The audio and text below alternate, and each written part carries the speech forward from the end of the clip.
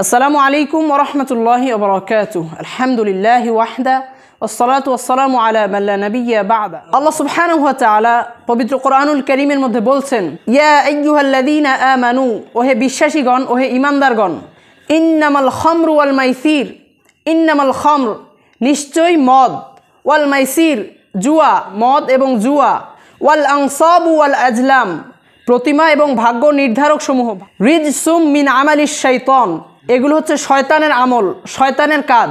ফাজতানিবু, অতএব তোমরা এগুলো থেকে বেঁচে থাকো। লাআল্লাকুম তুফলিহুন, যাতে তোমরা কল্যাণ প্রাপ্ত হতে পারো।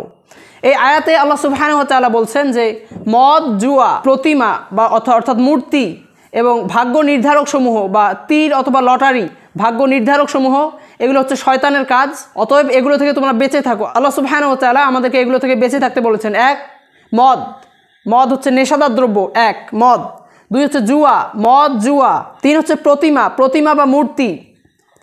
চার হচ্ছে ভাগ্য নির্ধারক সমূহ। ভাগ্য নির্ধারক সমূহ বলতে আমরা এখানে বোঝাচ্ছি যে লটারি প্লাস এখানে আরেকটা কথা সংযুক্ত করা যেতে পারে যে গণকরা যে গণনা করে, এই গণনাটা যদি আমরা বিশ্বাস করি তাহলে এটাও কিন্তু আমাদের ভাগ্যকে নির্ধারক করার ক্ষেত্রে পড়ে। অতএব আমরা এই লটারি এবং এই গণকের ক্ষেত্রে যাওয়া বা এই গণকের আশ্রয় নেওয়া, গণক দ্বারা আমাদের ভাগ্যকে যাচাই করা, এটা থেকে আল্লাহ সুবহানাহু ওয়া তাআলা আমাদেরকে নিষেধ করছেন।